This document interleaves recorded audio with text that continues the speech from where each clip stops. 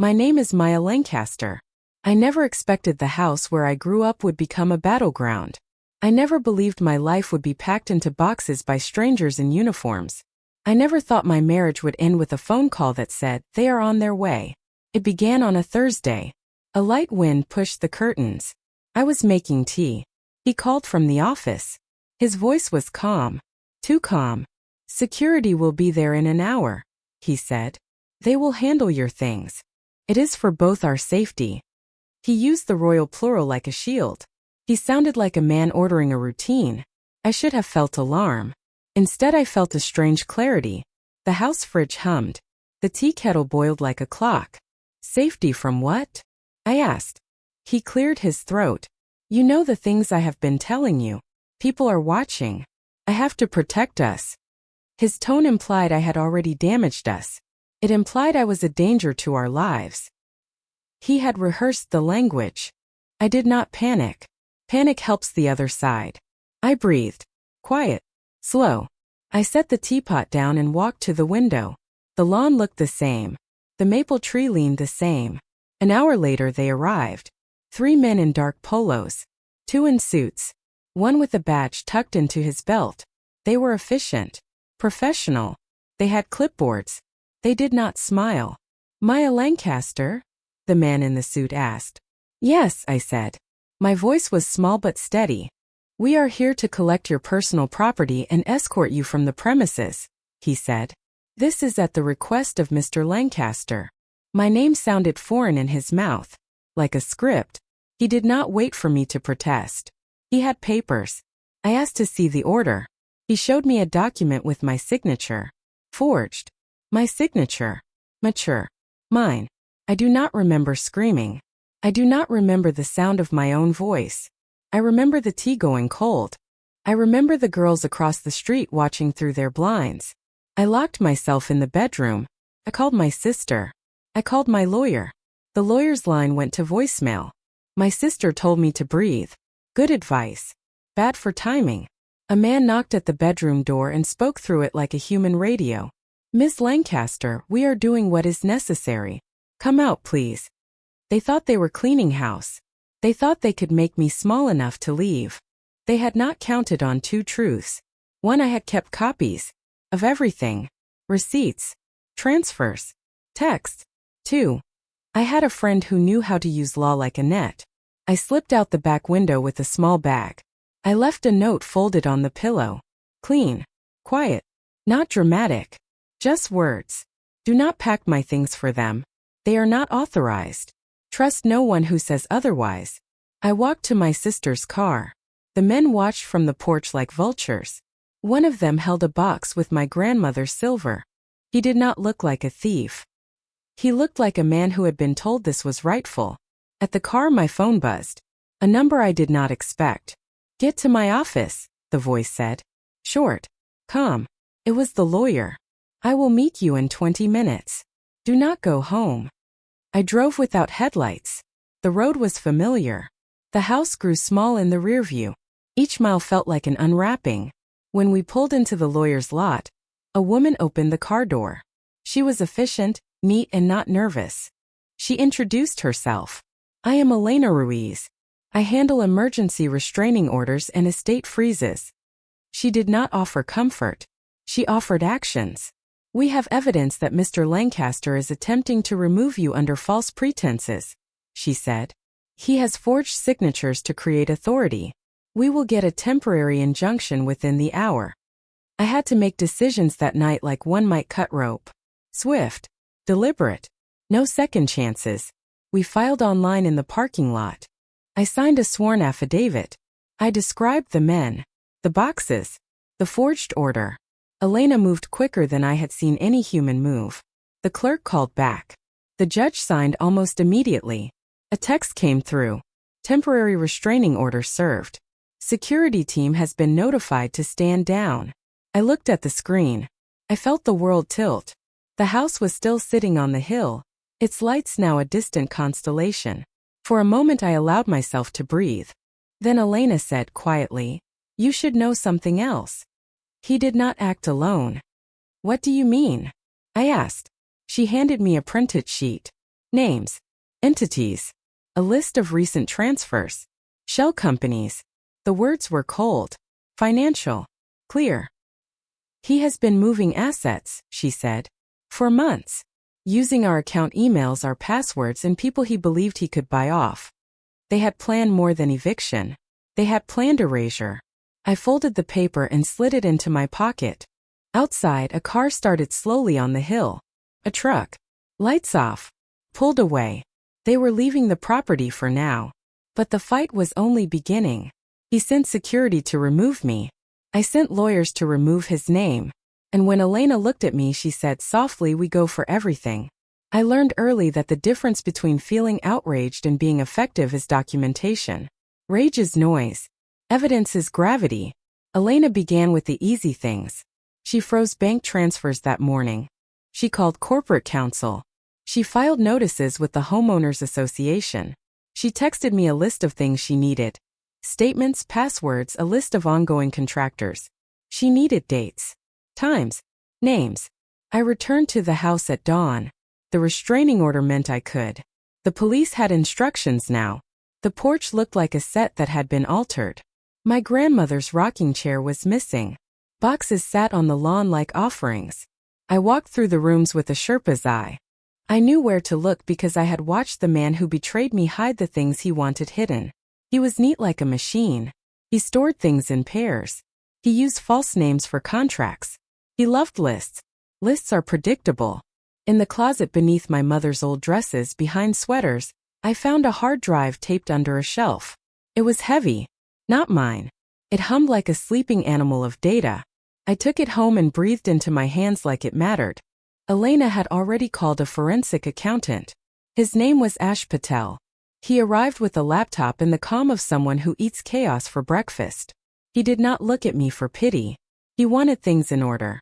"You did well," he said, opening the drive. "People who hide things in plain places get sloppy in other spots. We will find his fingerprints." He ran software that combed email headers, file metadata, timestamps. The drive was a map. Alara, she had the files from the bank, pointed to a series of PDFs with annotations. The PDFs referenced family transfer protocol and looked like legal forms. They wielded a legitimacy that made my skin cold. Ash found matches between small typos in my husband's work emails and the forged authorizations on the documents presented to the security team. It was a tidy trail. He was sloppy in places because he favored appearances over method. He had told someone a story. That someone had repeated phrases that left him identifiable. By the end of the day, Elena and Ash had concocted a new word for my life. Financial coercion. It sounded sterile. It meant that someone had used resources and influence to constrain me. We filed the expansion to the injunction. We included the forensic report. We asked the court to freeze all accounts and to appoint a neutral auditor. That night he texted me a single sentence. "If you go public, I will make sure you have nothing left to go back to." He used the world as threat. He used fear as currency. I did not respond. I answered with steps. Elena sent court filings. Ash traced accounts. We followed the money. The first clue led to a small trust in a neighboring county. It was held in a shell company with a name that sounded like a law firm. The trust's manager had a voicemail. When Elena left a message, the voice that answered was clipped and patient. It told Elena to route any inquiries through the proper channel. Elena responded with subpoenas. When they find you, they call it discovery. When they do not want to be found, they call it secrecy. We began to pry the secret open, tooth by tooth. In the dark, in a motel room near the courthouse, I opened a small notebook my aunt had given me. She had been a woman who saved letters and stamps and truths. She wrote, "Keep your record. People who love paper are hard to bury." I wrote dates, names, short sentences, a map. We would need every scrap. He thought removing me would end the story. He had only started a ledger that would bury him. You cannot wage a legal war alone. You need people who do not flinch. Elena called them in. A private investigator, a tax attorney, a former bank compliance officer. Each one was small in public profile and large in appetite for truth. The private investigator's name was Jonah. He drove an old sedan and smelled faintly of cigarette smoke and coffee. He was the kind of man who had learned to listen to spaces. He had a folder with photographs already, pictures of contractors, late-night deliveries, men who arrived with keys and left with boxes. "You need to stop being surprised," he said the first time we sat in his car. "They will try to make this about drama. Make it about dates and signatures. People who hide things stumble when you keep sweeping light across their path." He was right. Transparency is the most feared thing a liar meets. Meanwhile, the tax attorney Lillian peeled back the corporate papers. "You have shelf flow," she said. "Money moves through intermediary accounts. It is not about avoiding tax. It is about hiding ownership. We can trace the beneficial owner with subpoenas to custodian banks." She spoke in the language of remedy. I liked remedy. Jonah found a pattern of late-night movers. He traced the license plate to a storage facility that had a locker rented under a fake name. We subpoenaed the facility and opened the locker under court supervision. Inside were boxes with our family name on receipts, jewelry, watches, boxes of letters, my grandmother's locket. Each item had been inventoried with dates. They had been moving our history. Elena took photographs. Lillian drafted a motion to include the items in the asset freeze. We filed. The judge issued an order to inventory and to place items into neutral custody. Arthur's lawyer retaliated. "This is harassment," he said in the emails. "She is disrupting our client's business." Their business was a lie wrapped in contracts.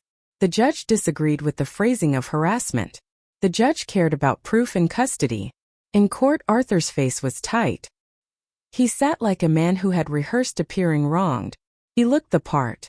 Many believed him. The press arrived because the eviction story had been dramatic. A few cameras. A local reporter with a sympathetic tone. He called me afterward and asked for comment. I refused. The case was not a press performance. It was an excavation. That night Jonah walked me to my car. "He will escalate," he said. "People like him double down when cornered. Watch the patterns. Watch the friends. Watch the donors." He was right. The next morning, a man approached my sister's job. He asked questions about our family. He was polite. He took notes. He left and did not come back. It felt dirty. The world felt mean. I wrote more. I logged more. Elena filed more. Lillian dug subpoenas deeper. Jonah walked the shadows. Piece by piece the web unraveled. He had security and money and allies. We had law, records, and people who understood hiding places. One side trusted force. We trusted Trace. He was slick. Smart. He had resources. He had the arrogance of a man who thinks money buys immunity. He had not counted on one detail. His name was on papers he did not think to hide. Names leak when you assume loyalty. I discovered one such leak in a client list he kept on his desk. A small forgotten file labeled personal custodian. In it was the name of a boutique investment manager who had opened accounts under his instructions. He thought that manager was discreet. The manager was not discreet. They had a falling out. The manager had memory. The manager had a conscience. A week later, a gut call turned into a meet. Elena and Lillian went to talk. I watched from the car. The morning fog was dense. I did not want to imagine wearing handcuffs. I wanted to imagine a ledger with my name on it where mine had been stolen. The manager met us at a coffee shop. He was an older man with mild eyes. His shoulders sloped like someone who had held secrets for decades, and finally decided they were too heavy. He slid a thin file across. "Call it a conscience," he said. "Call it a bad business decision. But when he asked me to move funds through this trust, I thought we were doing legitimate estate planning. Then I found out it was used to shift assets without informing her." He gave us account numbers, executor names, wire dates. This was not a casual betrayal. It was a stitched plan. We had enough for the court to issue a preservation order. The judge froze the questionable trusts and required immediate accounting. He lashed out, publicly. He claimed I was using the courts to punish his generosity. He gave interviews. He looked righteous. He cried through sentences about how he had taken care of the family. The town's voice is a tidal force. He used it. The more vocal he became, the more people said he must be right. We did not respond with words. We responded with records. Then the pivot. The manager told us something else. A name inside the legal team he had used. A junior associate who had written memos and filed cover documents. That associate had kept copies in a personal drive. If we could subpoena that drive, we would have not only transfers but the chain of command. We would have the direct line to the forgeries and authorizations. We subpoenaed. The associate resisted. He was young. He was terrified. He deleted some files. But Jonah's team had copies from earlier scans. When the drive arrived, Elena and Ash worked through the night. The metadata revealed not only the transactions but correspondence. Emails that said things like, "Make sure she signs this before her appointment, and we will need to ensure the signature template matches the file." It was mechanical cruelty. We had proof that he had coordinated with legal help to produce papers that would look legitimate to a third party. Arthur's lawyer realized the exposure. He threatened to call the Bar Association. He threatened to subpoena our private communications. He called for depositions. He scheduled a hearing to remove my emergency injunction. We had expected escalation. We had not expected his next move. At 2 a.m, while I slept on my sister's couch, a firm sense of dread woke me. A voicemail. The tone was brittle. It was Elena. "They sent men to our storage unit. They are claiming ownership. They are trying to seize evidence. Someone wanted to burn the house before the arsonists were held. They would attempt to remove the proof. If they succeeded, the case would collapse. We had 24 hours to save everything. People who steal history are always violent about paper. They know how quickly evidence changes a life. They sent 2 men to the storage facility with a forged bill of sale and a locksmith. Jonah was waiting. He had called ahead. He had been watching for their move. The men arrived at dusk. They claimed a lien on the unit. The facility manager was hesitant. The forged bill looked real. It had the right stamps, the right font, but it did not have the signature that matched our records. Jonah intercepted them as they tried to load boxes. He recorded every second. He spoke to them like a man who expected lies. They were rattled. One of them tried to run. By dawn, the police had been called. The men had been detained. The storage unit remained sealed. The police found nothing in the truck that matched the boxes. A second truck was traced to a third party. We had a recording. We had surveillance. The facility manager provided his camera footage. But it was not over. Arthur's side brought motions calling the seizure illegal. They asked for return of property. They called our preservation actions harassment. The judge listened. Evidence is patient. The judge ruled we could inventory the items under supervision. The boxes were opened in court. The jewelry. The letters.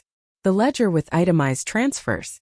Receipts with dates covering years of movement. Every item had a story. A date. A witness. Every item told the same truth. This was not a neglectful son. This was a man who had fed himself on another person's decline. When the items were cataloged, Elena made a quiet request. Subpoena the bank employee who processed the early transfers. That employee was reluctant. He was a long-time clerk who had done what clerks do. He had stamped things without looking. He was not a villain. He had been careless. We put gentle pressure. His memory, when prompted, showed patterns.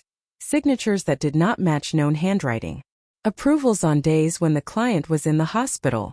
Arthur's lawyers argued technicality and bias. Their tone was righteous. Yet the clerk's testimony added texture to the ledger we had built. On a Tuesday morning, a new document was filed. In the packet was a contract. It listed Arthur as owner of a small vineyard in a neighboring county. The vineyard's money trail led back to trust distributions that had been explained to the court as repairs and personal care. The town listened. The local paper ran a piece with the headline, "Prominent local man's finances questioned in family dispute." The reaction was mixed. Sympathy still leaned his way. People prefer the comfortable story. But evidence is like light. It reaches corners where rumor cannot. Late that night, I replayed Jonah's footage. Men in a truck. Voices. Boxes being lifted. One of the men wore a ring with an unusual insignia. Jonah tracked the ring to a company that sold security equipment. They built a network to do wrongdoing. We had to show it in court. They had started breaking in. But they had left more than evidence behind. They had left a trail. And we were about to follow it. The ring led to a private security firm. A firm with a clean website and a director who spoke in measured tones. He denied involvement. He swore his crews would never engage in illegal removal. He had spoken about ethics. Then Jonah produced the invoice. The invoice was addressed to a shell company. The shell company tied to one of Arthur's trusts. The invoice matched the week they came to my house. The director's voice changed when confronted with the paper. It was a calm falter. He admitted a subcontractor had assisted in an estate settlement. He claimed it was standard practice. Standard practice that involved forged documents and overnight break-ins. When the investigator asked who signed off, the firm's director hesitated. "I do not keep client files in that way," he said. "I go by contracts." The subcontractor submits paperwork. Contracts always have a signature block. The signature block matched a name on Arthur's team. It was ugly now. Not elegant. Not accidental. The press smelled blood. More stories. Commentators. Old neighbors. A tea shop conversation turned into an editorial. Arthur lashed out publicly. He called for privacy. He said our actions were cruel. He hauled his church friends into the spotlight. Grace is an old weapon. People wield it to stop questions. We did not waste time quoting scripture. We focused on depositions, on sworn testimony, on affidavits. At deposition, one of Arthur's contractors broke. He had thought he was hired to help a family settle an estate. He had not signed paperwork he recognized. But his memory, prompted by documents, told a story. "Yes," he said. "I moved boxes. They were told to label them household items. I was not told the client had abandoned the husband of the owner. I would not have done it if I had known." Small men say small truths. It was enough. The security firm's subcontractor, a former cop, showed up to testify. He had a heavy presence and a thin mouth. He spoke bluntly when he thought he was safe. "I get paid," he said. "We move things." I knew it was sensitive. I did not ask questions. But he had kept a journal. Old habits. He detailed times. He detailed trucks. He kept names. We had names now. We had witnesses scared enough to speak. They did not like being involved. But something in them balked at knowing they had been tools in a theft. At home, friends checked on me. Some left casseroles. Some offered prayers. Most said little. I learned which hands would help me in the dark. Lillian filed a motion to compel production of emails between Arthur and his security arrangements. The discovery would reveal the chain. The judge was patient. The judge wanted to know. In the waiting room, Arthur's lawyer tried negotiation. He made offers shaped like apologies. He floated ideas of quiet settlement that would keep the town from gossip. I did not trust offers shaped by those who had already lied. On a late afternoon, Elena handed me a subpoena. It had a name on it I did not expect. My husband's name. But not as a defendant. As a witness. He would have to testify under oath about his directives. He would have to say in court why he sent men into our house. He would have to reconcile the invoices, the signatures, the transfers. He would have to explain why he had tried to remove me from a life he had promised to protect. He had brought security to remove me. Now he would bring himself to the stand. Truth spoken under oath is a different kind of force. Courtrooms are slow and deliberate. They are designed that way for a reason. The machinery of law moves with weight. It grinds. But once it starts, it forces people to make choices in public. The hearing room was small. The gallery held a few neighbors. A couple of reporters. My sister sat behind me. Her fingers interlaced. She did not leave my side. He entered with a suit that seemed to have been groomed by rehearsals. He looked like a man prepared to perform innocence. On the stand, his voice was polished. He told the story of a man protecting his assets. He spoke about fear. About outside threats. He used words like precaution and management. I watched him and counted the slips. He said he authorized the removal because he feared theft. Yet the invoices suggested he paid contractors the exact amounts that had later appeared in trust transfers. He spoke of conversation with the family. But his email showed solitary directives.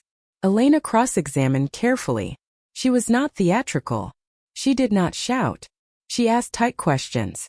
She gave him no words to build narratives on. "Did you sign this authorization?"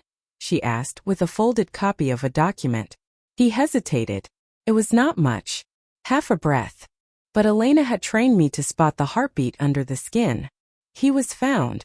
When she produced the email chain with the security invoice matched to a shell company, he stammered. "I was advised," he said. "By whom?" Elena pressed. He answered with names that circled back to people who had been paid. Names that matched the newly subpoenaed documents. When the court clerk asked about transfers, the numbers flashed on a monitor. Lillian had prepared a timeline and graphics. The room watched digits move from accounts to trusts to local property deeds. Each movement was labeled with a date and a description. The judge watched. The gallery watched. He tried to defend himself with explanations about estate planning and medical appointments. He said he had acted in her best interest. My hands were folded in my lap. I had rehearsed how I would feel. I had hoped for a surge of relief. I got a steady stream of resolve. Watching him try to justify the transfers only focused me sharper. Then Elena asked the question I had been waiting for. "When did you become aware of her diagnosis?" He blinked. He looked surprised. Diagnosis. The word was a splinter. He had claimed ignorance in public. He had mingled with family, with doctors, with trust officers. But he had not shown care. He had shown calculation. "We have medical records dated 2 months before you moved funds into the Vineyard Trust," Elena said. "Were you aware of the diagnosis then?" He swallowed. I was informed she had memory issues." "By whom?" Elena pushed. "By her nurse," he said. The nurse testified later. She did not work for him. She worked for my aunt. She told a small, plain truth. Documentation was given to the family. The diagnosis had been shared with those who had power to help. Power. He had the power to protect her. He had the power to include her in decisions. He used power to exclude her. The testimony chipped. The narrative shifted. People who had believed until then began to look at him differently. Evidence is unforgiving. It does not care for intention. It cares for record. At the end of the day, he left the room a different man. Not accused. Not charged. Not yet. But not the same man the town had praised. Outside, someone had left a note on my car. "Some have to learn the hard way." I did not read it aloud. His words would return to haunt him. The judge would soon ask for immediate accounting. And the prosecutor had just called Elena with a single sentence. "We are opening a criminal inquiry." A criminal inquiry is different from civil skirmish. Comes with a hum. The prosecutor's office brought a new vocabulary. Evidence becomes exhibits. Ties become counts. You do not just ask for accounting. You ask for culpability. The prosecutor assigned Detective Hargrove. He was blunt. He had the slow patience of a man who had read thousands of ledgers and learned how to see lies inside numbers. He wanted every copy of every email. He wanted bank statements. He wanted the exact times the boxes had been moved. We gave him what we had. Jonah supplied footage. Lillian supplied subpoenas. Ash provided forensic reports. Elena kept our timelines tight. We were a team built for excavation. The first grand jury meeting was scheduled. The grand jurors sat behind a closed door. We could not be present, but we were present in the material. Our file was large, thick, paper that smelled of ink and truth. He hired a new counsel who was younger and hungrier. The counsel was aggressive. He filed motions.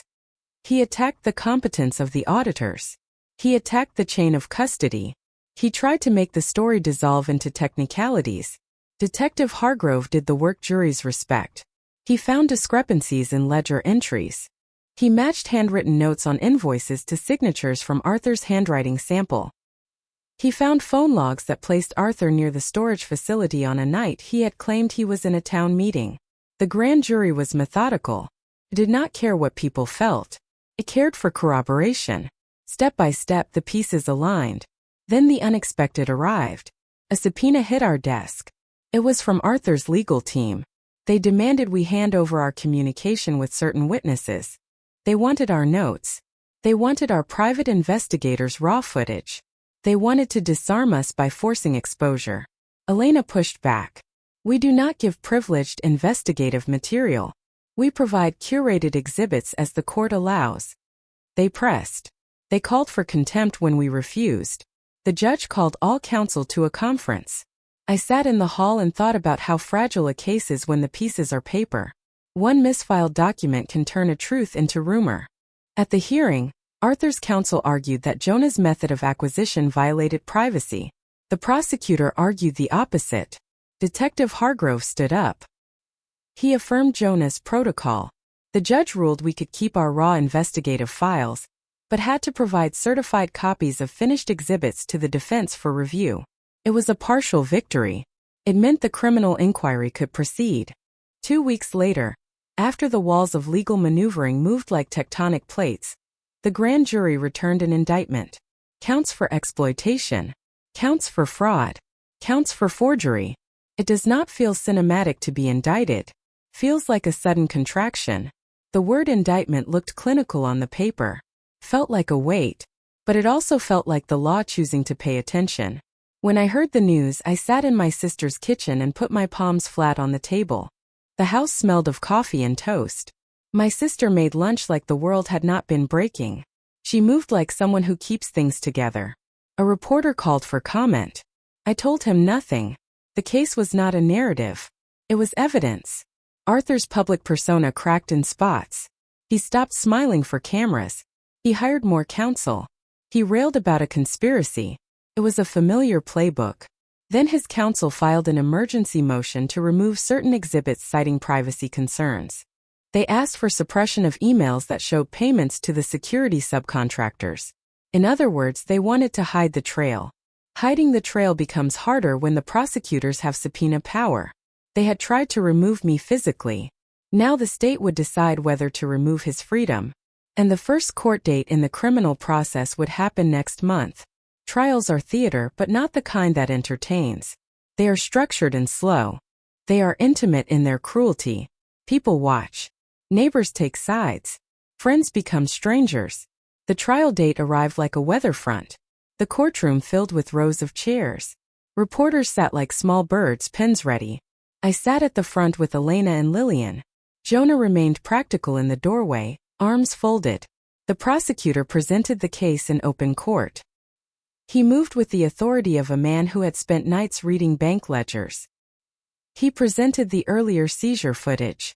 He offered testimony from the storage manager. He played audio of the subcontractor's admission. Arthur's defense countered with character witnesses. People who spoke of his volunteer work, of his church presence, of the dinners he had cooked for neighbors. They painted him as benevolent. But motive is a quiet thing. It is found in ledgers and timestamps more than in speeches. Then the prosecutor called the forensic accountant. Ash took the stand and walked jurors through the money flow. He used a screen with a map. Lines moved across nodes. Names and dates and sums pulsed like a heartbeat. He explained how funds moved from one account into a trust, and then into real property that bore Arthur's name. He did not declare moral outrages. He declared patterns. The defense tried to poke holes. They questioned whether servers had been properly preserved. They suggested software errors. The prosecutor answered with backups, with timestamps, with certified copies. Then a moment shifted the room. The prosecutor asked softly for the phone records of Arthur for a particular night. The records showed calls between Arthur and the subcontractor at times that matched the removal of the items. The defense had no counter. The jurors leaned forward. At lunch, whispers poured out of the courthouse. The line between respectability and wrongdoing thins when numbers prove intent. On day 3, a surprise witness took the stand. It was the boutique investment manager. He gave a statement about being used as a conduit. The judge allowed the jury to hear his taped deposition. He spoke of emails that asked him to make transfers look like maintenance. He spoke of a signature template he had been asked to use. The jury listened. The town listened. Outside, people had prepared notes. One neighbor told a reporter she had seen the men enter the house late at night, and had assumed they were removing useless things. Another told the paper she had bought gifts from Arthur's family store. and would not have believed him capable of criminality. Belief is social light. It dims when confronted with evidence. On the fifth day, Arthur's own testimony became a spectacle. The defense advised him to be calm. He tried to be warm. He told the jury he loved his wife. He said he acted to protect the estate. But inconsistencies wobbled his narrative. The prosecutor leaned on the emails, on the payments, on the chain of custody. Near the end of the week, the jury returned a note. "We need to review one exhibit again." That note was a drumbeat. When the jury came back, the foreman stood. The word they delivered next would change the rest of both our lives. The room was heavy when the jurors filed in. I felt the air thicken like breath held. The foreman's voice was steady as he read the verdict. Guilty on counts of exploitation and fraud. Guilty on counts of forgery. His face went pale in a way I had not believed possible. The judge pronounced sentence guidelines and set dates. Nothing in that moment erased the years that had been moved. But something in the room lifted like a sluice opening. Arthur was led away to be processed later. Not yet a prison sentence. First the paperwork. The fines. The restitution. The judge ordered a detailed forensic accounting and placed a hold on properties and trusts linked to the offenses. Outside, the town reacted in a way small towns do. The baker stopped greeting his family with the same warmth. Neighbors moved rituals of courtesy like furniture rearranged after a storm. Some called my sister to apologize. Some did not. For me, the verdict was not thunder. It was a quiet step back into solid ground. Elena sat beside me as we left the courthouse. She did not smile until we were driving. "You did the hard thing," she said. "You refused to be erased." I thought of the night they came with boxes. I thought of the tea kettle. I thought of the men on the porch. I thought of every small gesture that had been taken from me. We spent months in settlement hearings. He appealed. We settled some counts. The court ordered restitution. The trusts were unwound. Some of the lost items returned. Some could not be recovered. My grandmother's silver came back with a dent. The ledger could not return 10 years of stolen value. Could only mark them. People asked if I felt vindicated. The answer was complicated. Justice unravels injustice, but it cannot stitch back the ordinary that was taken. After the legal work slowed, I moved out of the house into a small apartment near my sister. The house remained on the hill under a court hold for months. I watched from my window as lawyers came and went, as contractors tried to inventory items, as the town practiced a new vocabulary. I began to teach again. I returned to work in small steps.